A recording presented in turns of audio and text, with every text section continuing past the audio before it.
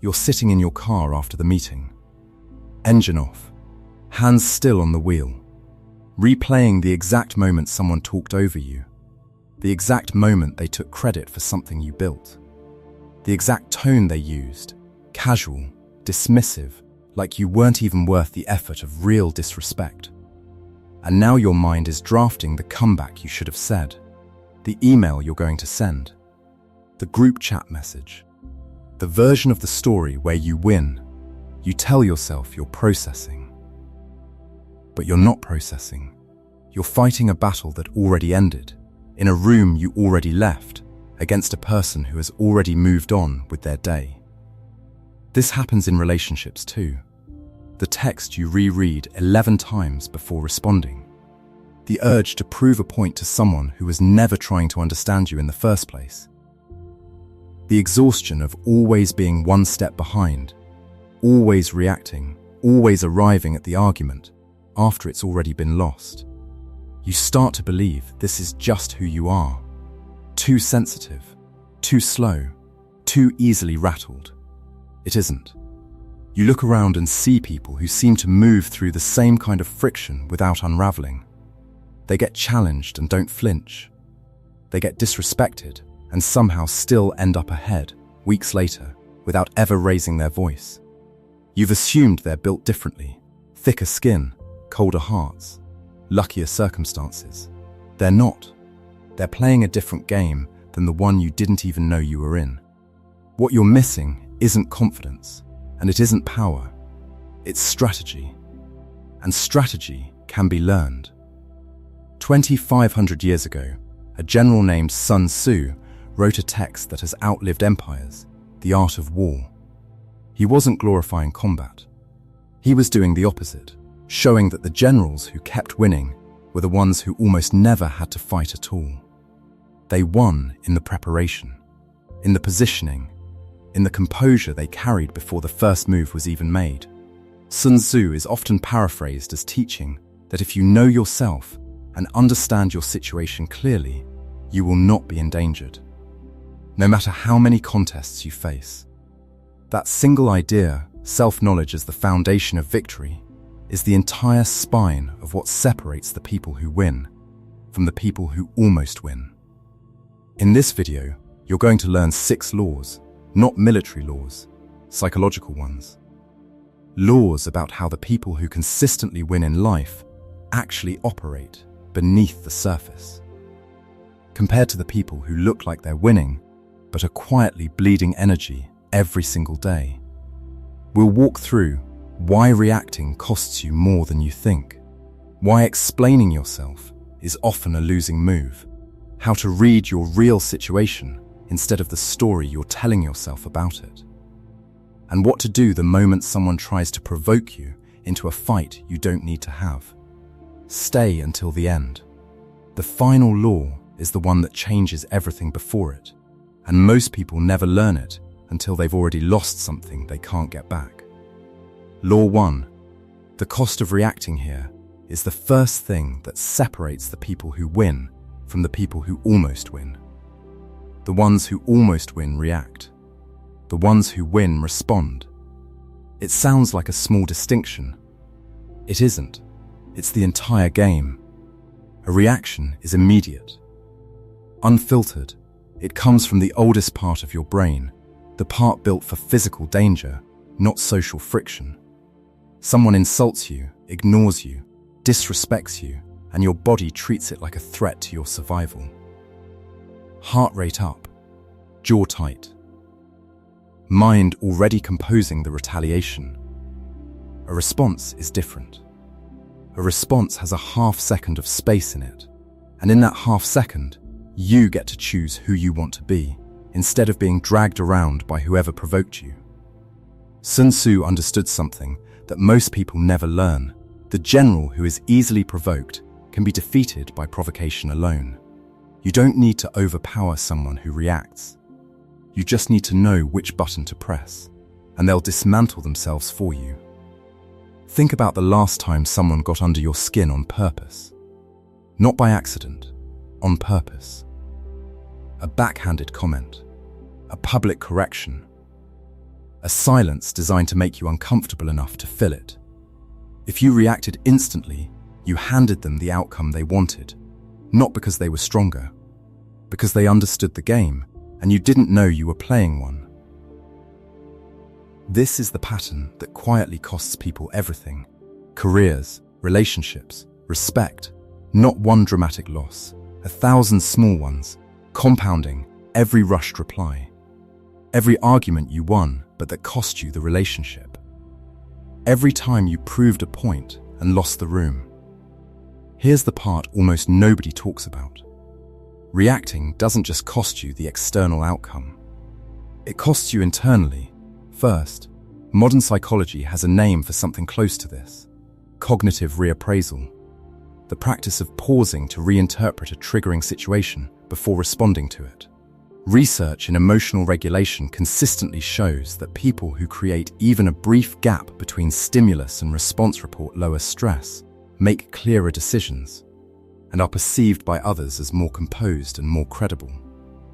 Sun Tzu was describing this same mechanism, just on a different battlefield. The battlefield of the mind, 25 centuries before anyone had a word for amygdala.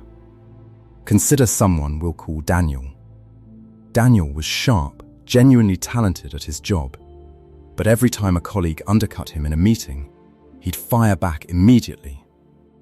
Sharp comment for sharp comment. He told himself he was standing up for himself. What was actually happening was simpler and less flattering. He was leaking power every time, handing his composure to whoever knew how to trigger him. It took Daniel almost 2 years to notice the pattern. He wasn't losing because he was less capable. He was losing because he had made himself predictable. Everyone in that office knew exactly which comment would make Daniel snap, and people who want an advantage over you will always find that button because it's the cheapest weapon available to them. The turning point wasn't a confrontation. It was a decision he made quietly, alone, long before the next meeting, the next time someone tried to provoke a reaction out of him. He would give them nothing, not coldness, not silence as a weapon, just a pause, a breath, a question instead of a rebuttal. Say more about that, instead of a counterattack. The first time he did it, the room shifted, not dramatically, just slightly. The person who provoked him looked, for a second, uncertain, because they'd expected a reaction, and instead they got a mirror. There's a second, quieter cost to reacting that almost nobody accounts for. The reaction itself becomes evidence, later, against you. People remember the outburst far longer than they remember the provocation that caused it. In most disputes, whoever stays visibly composed ends up controlling how the story gets told afterward, not because they were more right, but because composure reads as credibility and reactivity reads as instability, regardless of who actually started it. This is worth sitting with, because it explains a pattern many people notice but never fully name. The person who provokes you and then calmly says, "Wow, okay, I was just asking a question while you're visibly upset." They've now flipped the entire framing of the interaction without doing any of the actual work. You handed them the material to do it, the moment you reacted at their speed instead of yours. None of this means becoming numb or pretending things don't affect you. Numbness isn't strategy, it's just a different way of losing, one that costs you your own emotional life instead of your composure in front of others. The goal isn't to feel less, it's to let the feeling exist fully, privately, for as long as it needs to, before deciding what, if anything, deserves an external response. Most provocations, once you give them even 60 seconds of that kind of space, reveal themselves as not worth a response at all. Consider too how differently this plays out over the long run compared to a single moment. Someone who reacts instantly to every provocation trains the people around them, often without realizing it, to keep testing where the edge is, because every reaction confirms the edge is still reachable. Someone who consistently responds instead of reacts trains the exact opposite. Over time, fewer provocations even arrive, because there's no longer a predictable payoff for sending them. This is the compounding nature of Law 1. It isn't just about winning any single exchange. It's about what kind of environment you're quietly building around yourself, one paused breath at a time. Law 2. The weight of over-explaining. The second law is quieter, and it costs people even more than the first, because it doesn't look like losing, it looks like effort.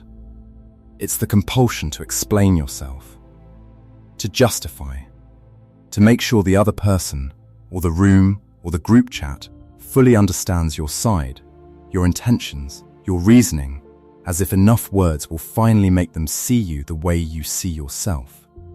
Here's the uncomfortable truth. Over-explaining is not communication. It's often a form of chasing. You are trying to win something from someone who has not agreed to give it to you. Their approval, their understanding, their fairness. And the more you explain, the more it signals that their opinion of you is something you cannot live without. Sun Tzu's strategic thinking was built around a simple principle: reveal only what serves your position. Not because deception is the goal, reframed inward. This isn't about deceiving anyone.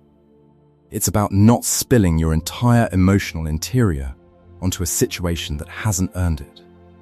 Every time you over-explain to someone who is not operating in good faith, you are handing them material. Material to twist. Material to use to keep you talking, keep you justifying, keep you in the exhausting position of defendant, instead of the calm position of someone who has already moved on. This shows up online in a particularly sharp way. Someone leaves a dismissive comment, and instead of letting it pass, you find yourself drafting a reply, deleting it, drafting a better one, checking back an hour later to see if they responded. You've now spent real time and real attention on a stranger who likely forgot they wrote the comment within minutes. The imbalance there is almost comedic once you notice it, except it doesn't feel comedic in the moment. It feels urgent, like something needs to be settled. Watch how the people who win quietly handle being misrepresented. They rarely give the 10-paragraph rebuttal. They give one clear sentence, if that, and then they let their actions do the rest of the talking over time. Watch how the people who almost win handle the exact same situation. They send the follow-up text, then another, then a longer one at midnight. Then they check if it was read. This isn't a character flaw.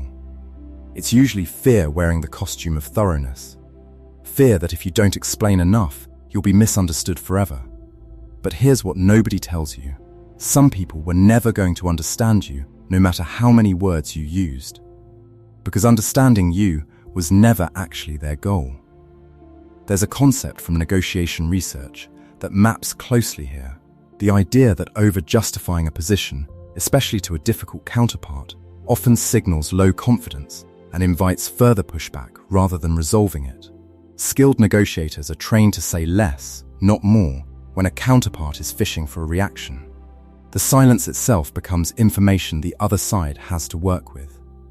Sun Tzu's era didn't have negotiation labs, but the general who showed his hand carelessly and the general who revealed nothing were operating under the exact same logic. The less you expose emotionally, the less there is for someone else to use against you. Think about how much of your energy over the last year has gone into being understood by people who were never going to meet you halfway. Text threads you rewrote 4 times. Arguments you kept having in your head days after they ended, adding new evidence to a case no one else was still reviewing. That energy is not free. It's finite. And every unit of it spent trying to win over someone who has already decided not to see you clearly is a unit you don't have left for the parts of your life that are actually building something. This doesn't mean go silent. It doesn't mean stop communicating with people who genuinely deserve clarity from you, the people who love you, who are actually trying, who ask a real question in good faith. This is specifically about the compulsion to over-justify yourself to people, situations, or audiences that were never going to grant you the resolution you're chasing. There's a version of this that shows up especially strongly in family dynamics, where the compulsion to be understood can run deepest. You'll find yourself at 35, still trying to make a parent or a sibling see a version of events from 15 years ago exactly the way you see it, as if the argument can't truly end until they finally agree with your account of it. It rarely works, and the reason is simple. Agreement was never actually the mechanism holding that relationship in place. Acceptance was. And acceptance doesn't require the other person's approval of your interpretation. It only requires that you stop needing it. This is a hard distinction to sit with, because over-explaining often masquerades as maturity. It feels responsible. It feels like the fair thing to do, surely. If you just lay out your reasoning clearly enough, any reasonable person would come around. But some situations were never a fair exchange of reasoning to begin with. Some people are not confused about your intentions. They understand them perfectly well and have simply decided, for reasons that have nothing to do with the quality of your explanation, to respond the way they're going to respond regardless. Recognizing that distinction early saves an enormous amount of energy. Ask yourself, before the fourth follow-up message, before the long paragraph explaining your side one more time, is this person actually confused? Or have they already decided, and I'm the one who hasn't accepted it yet? The honest answer to that question, more often than people expect, is the second one. The people who win understand something the people who almost win haven't learned yet. Your peace does not require universal understanding. It requires your own clarity, held quietly, and demonstrated through consistency rather than argument. Say less. Let time and behavior do what explanation never could. Law 3. Reading the terrain, not the story. The third law is the one most people never even realize they're missing, because it happens before any decision is made, in how you're seeing the situation in the first place. Sun Tzu placed enormous weight on understanding terrain, not because the ground itself was magical, but because a general who misjudged his terrain would make every subsequent decision from a false premise, and no amount of skill downstream could fix a starting point that was already wrong. Here's the modern version of that mistake. Most people aren't reacting to their actual circumstances. They're reacting to the story they've built about their circumstances, and they've stopped noticing the difference. Someone doesn't reply to a message for 6 hours, and by hour 3 you've constructed an entire narrative. They're upset with you. They're pulling away. You did something wrong. None of it verified. All of it felt completely real, because your nervous system doesn't distinguish between an imagined threat and a documented one.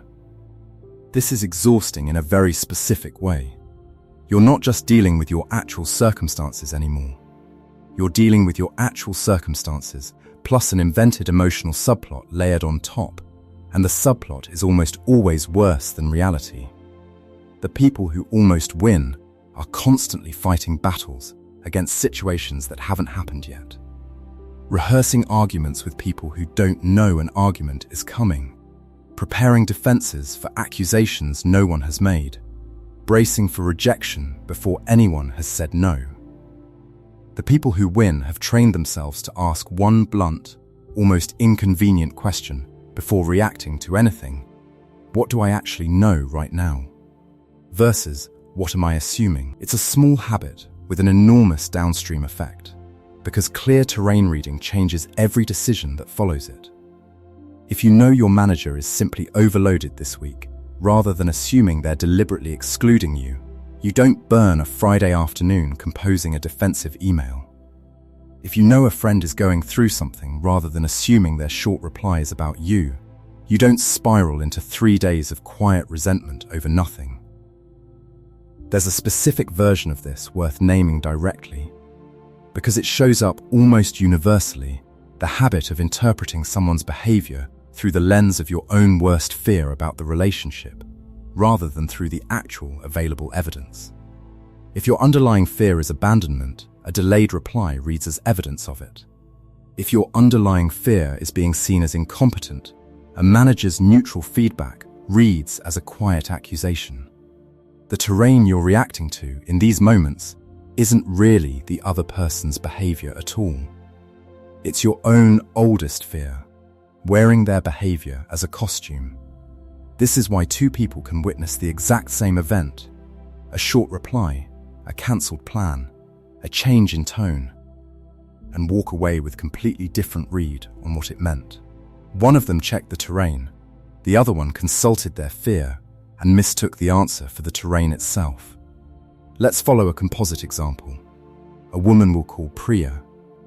Priya ran her own small design business, and for months she'd been convinced a particular client was slowly trying to phase her out. Shorter replies, slower payments, less warmth in the calls.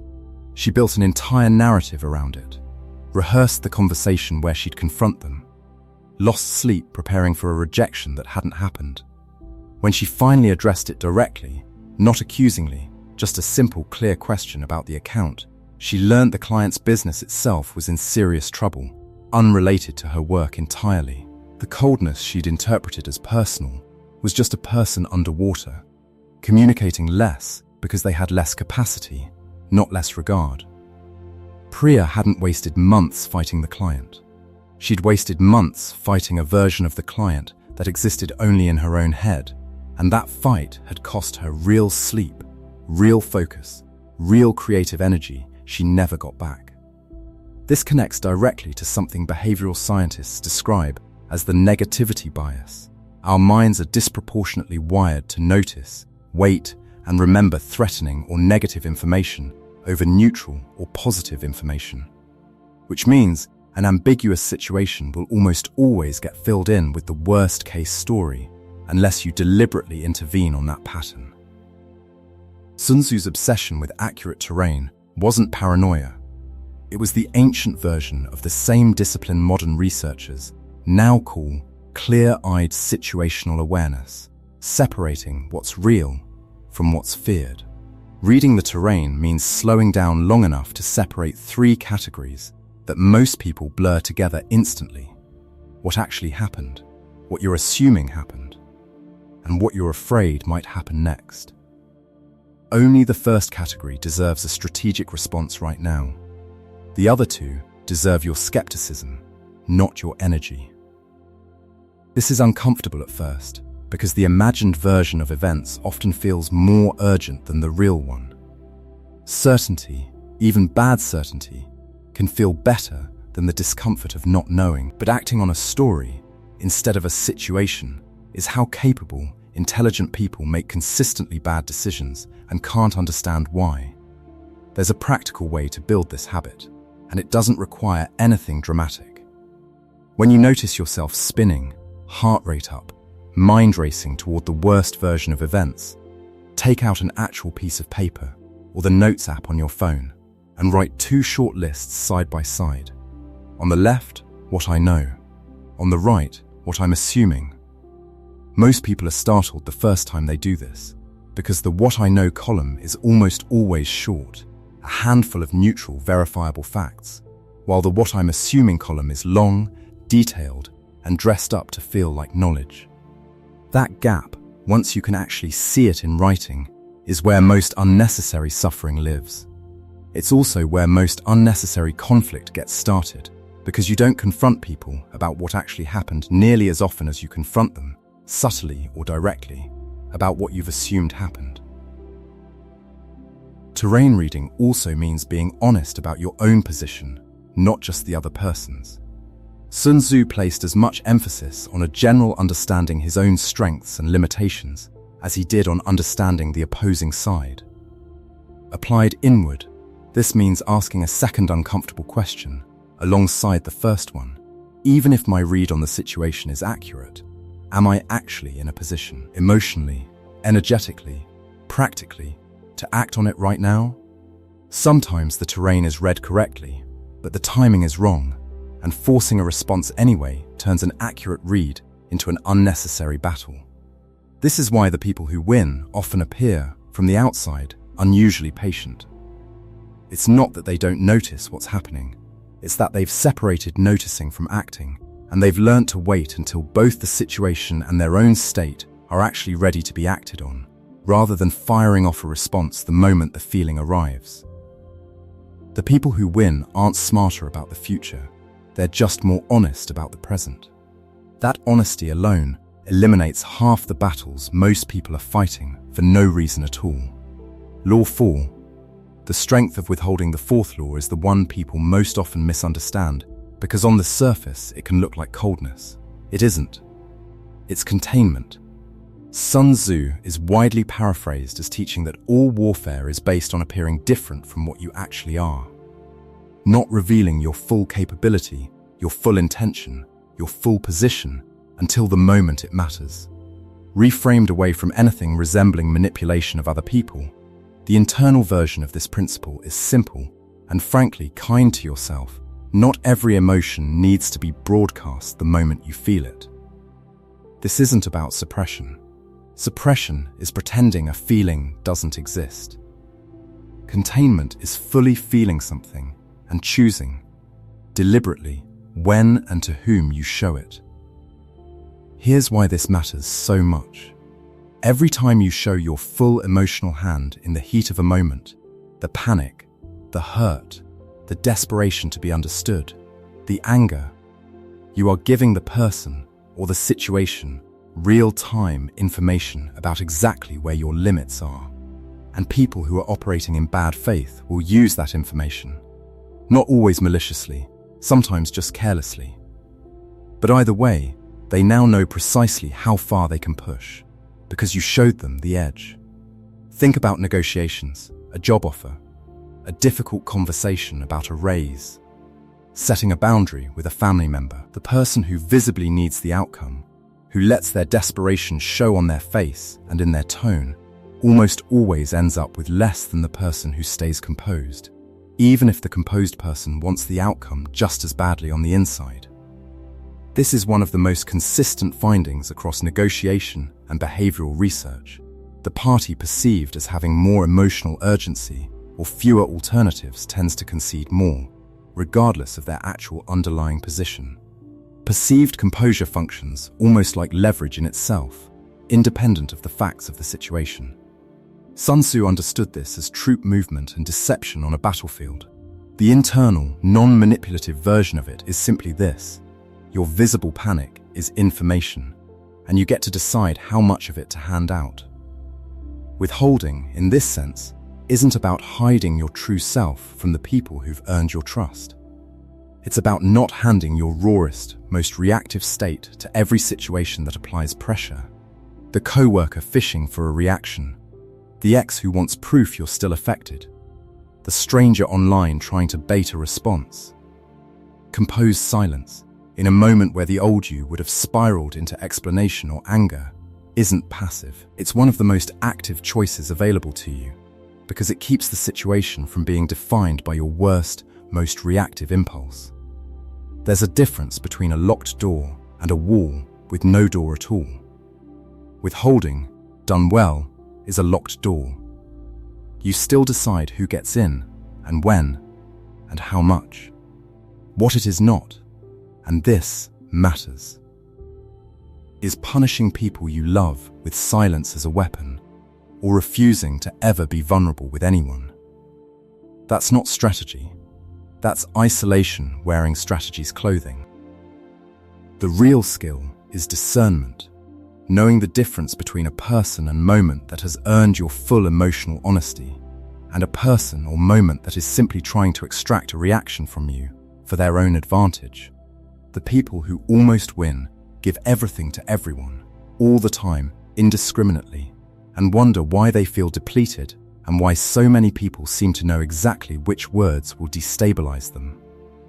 This principle also changes how you carry yourself through ordinary disagreements, long before they escalate into anything dramatic. Someone raises their voice slightly in a conversation, hoping to pull you into matching their intensity. The old pattern matches it, volume for volume, edge for edge, because it feels unfair not to. The practiced version stays at its own volume, its own pace, entirely unmoved by the invitation to escalate. This alone, without a single clever thing being said, often de-escalates a situation faster than any argument could, because there's nothing left to push against. A fight needs two people supplying energy to it. Withholding your half of that energy doesn't mean you lose the disagreement. It often means the disagreement simply runs out of fuel. There's a useful test for telling the difference between healthy containment and unhealthy shutdown. And it comes down to a single question. Are you choosing not to show something, or are you incapable of showing it even to the people who've earned it? If it's the first, you're practicing Law 4. If it's the second, containment has curdled into something closer to avoidance, and that's worth noticing honestly rather than mistaking for strength. A useful way to think about withholding is to imagine your emotional state as something you're allowed to meter out deliberately, the way you'd manage any limited resource. Not everyone in your life has earned the same access to your rawest reactions. A stranger online trying to provoke you has earned none of it. A colleague fishing for a reaction in a meeting has earned very little of it. A partner who has shown up for you consistently, over years, has earned quite a lot of it. And part of respecting that relationship is not treating them the same way you'd treat someone trying to bait you into a fight. This is also where a lot of people misapply the principle, so it's worth being explicit about the boundary. Withholding your reaction from someone trying to provoke you is strategic composure. Withholding your reaction from someone who loves you and is genuinely trying to reach you as a way to control or punish them is something else entirely, and it tends to erode exactly the kind of trust that makes a relationship worth having. The skill isn't withholding as a default setting. It's discernment, knowing, moment to moment, which situation you're actually in. The people who win have learned the quiet, adult skill of choosing, not hiding. Choosing, that single shift from reflexive exposure to deliberate choice, is often the difference between a person who gets walked over repeatedly and a person who is finally, calmly, difficult to move. Law 5. The moment everything is decided, this is the moment. If you only remember one part of this video, let it be this one, because this is where the entire outcome of your life's smaller wars actually gets decided. Not in the big dramatic confrontation, not in the meeting, the breakup, the argument itself. It's decided in the 3 seconds before you respond to the thing that just hurt you. Picture it. Someone says the thing. The comment engineered, consciously or not, to get a rise out of you.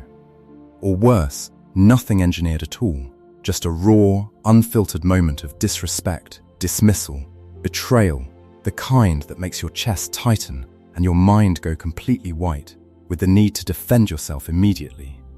This is the highest stakes moment in this entire video, because it is the moment where every law you've just learned either gets applied or gets abandoned entirely.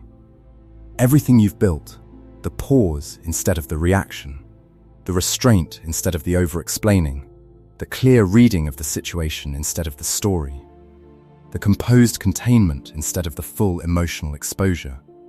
All of it is tested in this exact window, not in theory, in your actual body, in real time, with your heart rate spiking and every old instinct screaming at you to fight back immediately or collapse immediately.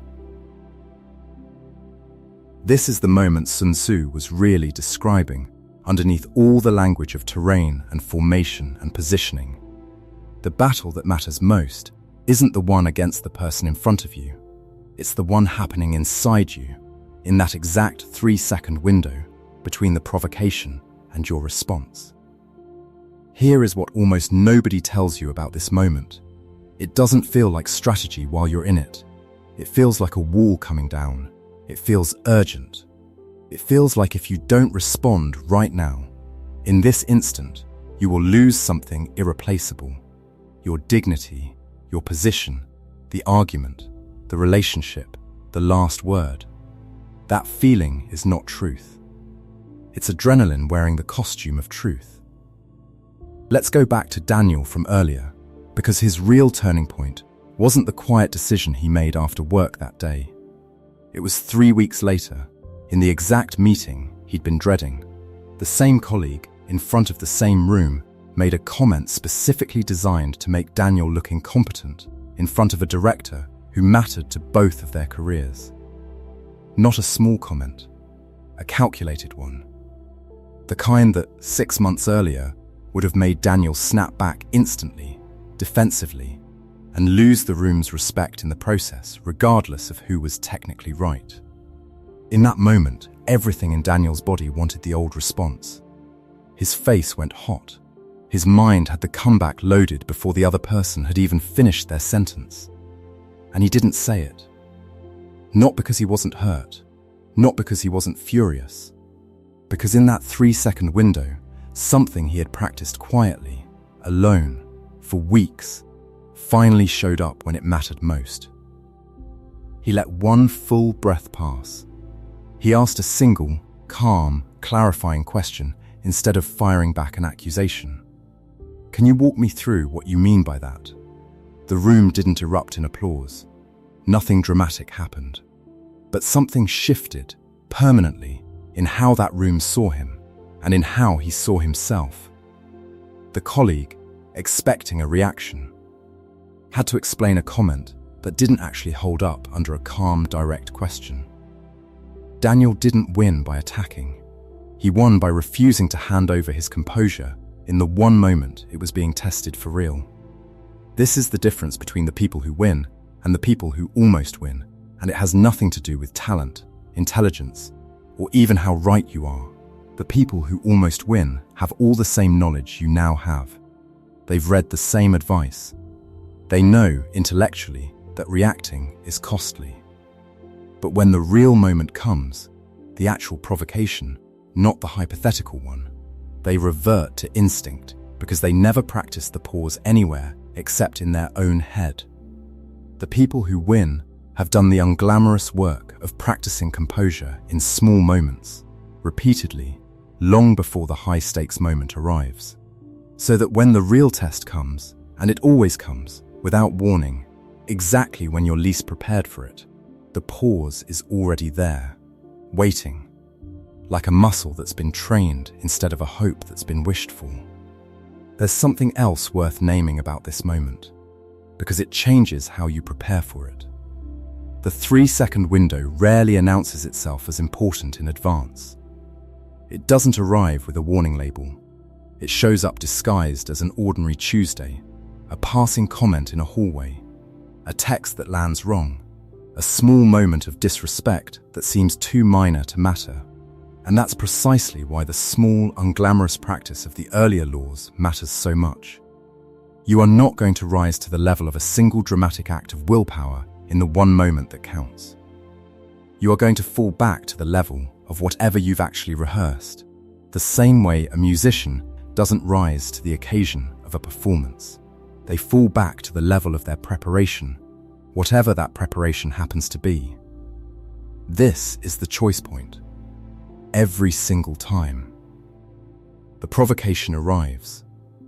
Your old pattern is right there, loaded, ready, feeling completely justified. And in that same instant, so is the version of you that has learned these laws.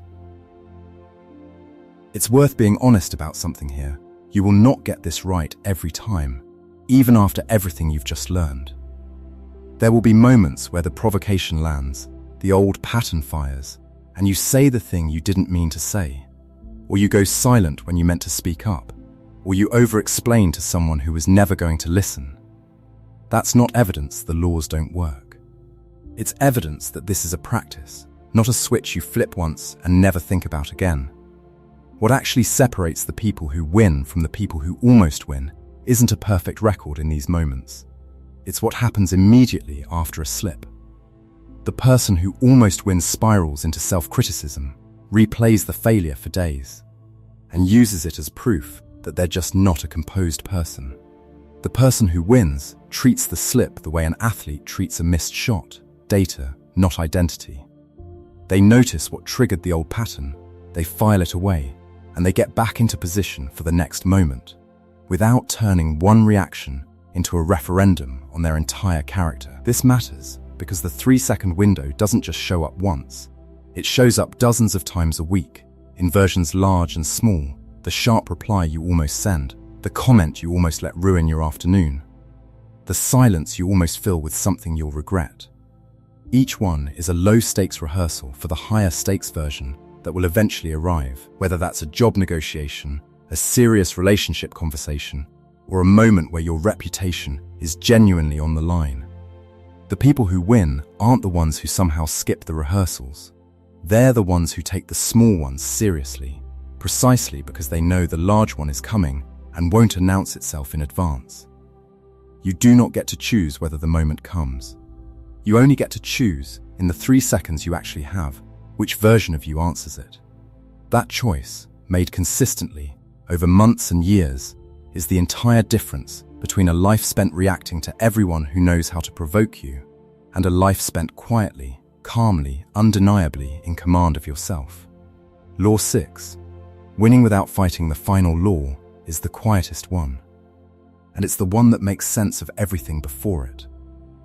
Sun Tzu is widely paraphrased as teaching that the pinnacle of skill is not winning 100 battles, it's positioning yourself so well, so early, that the battle never needed to happen at all.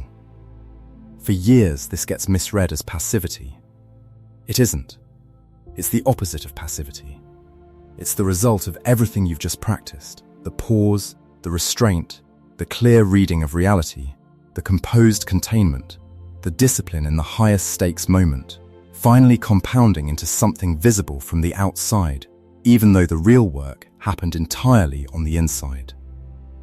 Here's what this looks like in an actual life, not a battlefield. It's the version of you who no longer needs to prove a point in every conversation, because your actions over the last 6 months have already made the point more convincingly than any argument could. It's the version of you who can sit across from someone who once knew exactly which words would destabilize you, and simply isn't destabilized anymore. Not because you're pretending, because you've genuinely changed what you're carrying into the room. This is winning without fighting, not avoiding every conflict out of fear, choosing your battles so precisely, so deliberately, that most of the conflicts other people expect from you simply never materialize, because you've already positioned yourself somewhere they can't effectively reach. There's a particular kind of respect this earns, one that's very different from the respect that comes from winning an argument. It's the respect people give, often without realizing they're giving it, to someone who is clearly, visibly no longer available to be provoked. People stop testing a door that never opens the way it used to. And here's the part that matters most. This isn't about other people at all, not really. The relationships that improve, the arguments that stop happening, the respect that seems to arrive without you chasing it, these are downstream effects. The actual victory happened earlier, privately, in you. In the version of you that stopped needing external chaos to feel like you were fighting for something. The people who almost win spend their whole lives fighting visible battles and mistake the noise for progress. The people who win have learned to do the invisible work first, the self-command, the clarity, the discipline, so that by the time anyone else notices anything has changed, it already has. Let's return one more time to a composite example, a man we'll call Marcus, who spent the better part of a decade in a highly competitive workplace, convinced that the only way to be taken seriously was to fight visibly for every piece of credit, every promotion opportunity, every disagreement in a meeting. He won some of those fights. He also, over time, became known as difficult to work with, someone colleagues quietly routed around rather than collaborated with. The shift for Marcus wasn't a single dramatic decision. It was the slow accumulation of the 5 laws before this one, pausing instead of reacting, saying less instead of over-explaining, checking his assumptions instead of acting on stories, containing his reactions instead of broadcasting them, and holding steady in the high-stakes moments instead of reverting to old patterns. None of it was visible to anyone else in real time. What became visible, roughly a year later, was a version of Marcus who no longer needed to fight for credit, because his consistency had already made the case for him. People started bringing him into decisions earlier, not because he demanded a seat at the table, but because he'd become someone whose presence made the table calmer, That's what winning without fighting actually looks like in an ordinary life. It's rarely a single moment anyone can point to. It's a pattern sustained long enough that quietly changes the terrain around you until the battles you used to have to fight simply stop showing up, because there's no longer any strategic advantage in starting them. That's the whole secret.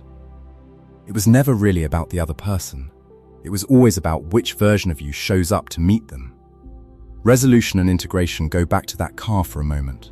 The one from the very beginning. Engine off. Hands still on the wheel. Replaying a battle that already ended. That person is not gone.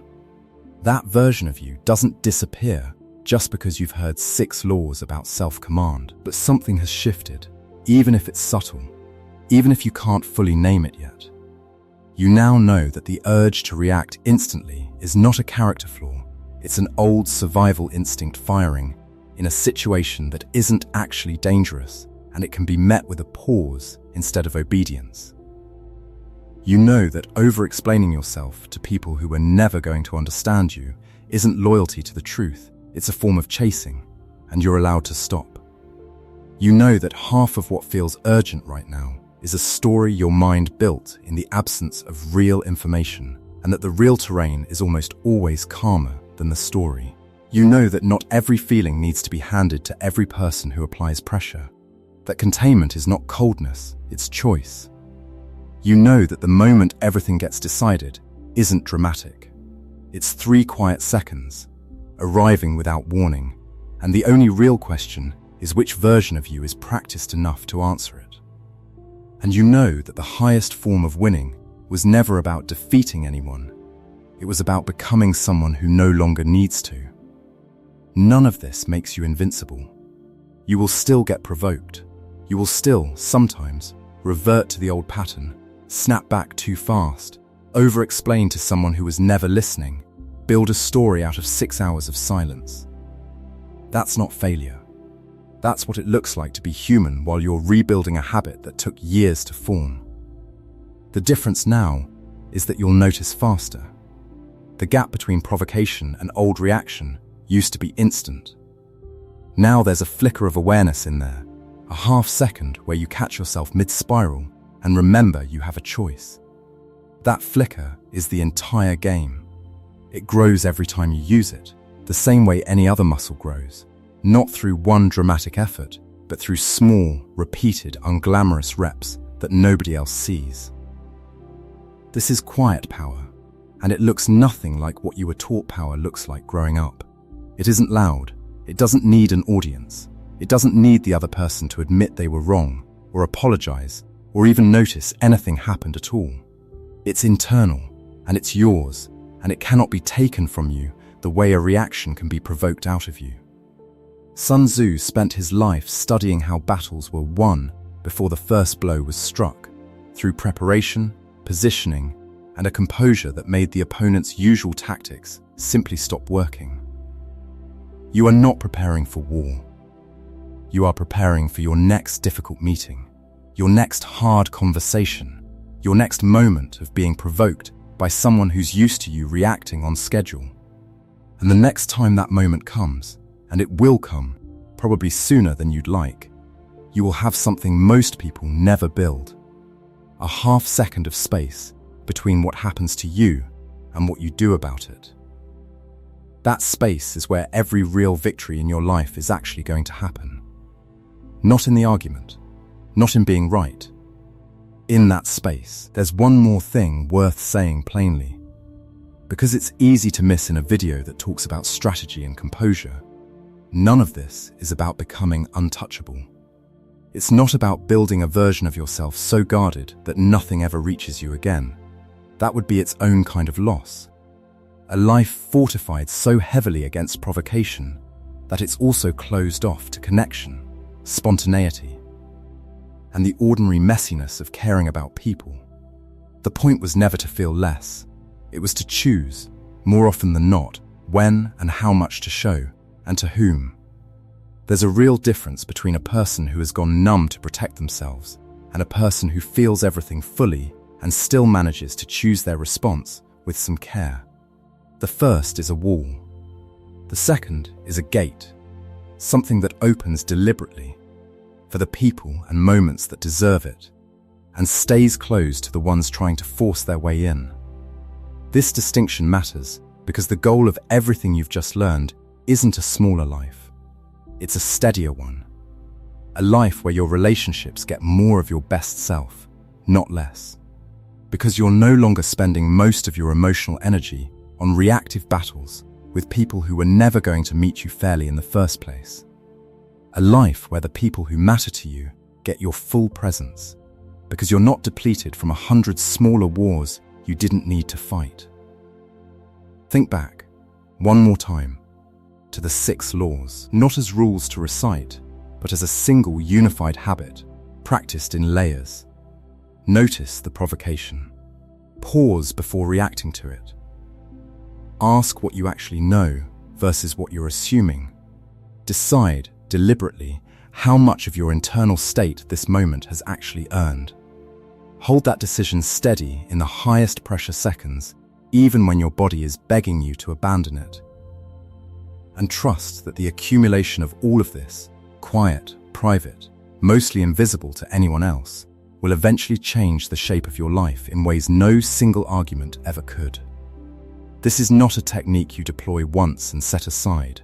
It's closer to a posture, a way of meeting each day that assumes, correctly, that most of what tries to provoke you is not actually worth the cost of a reaction, and that your clearest thinking will always come from the version of you that isn't currently on fire.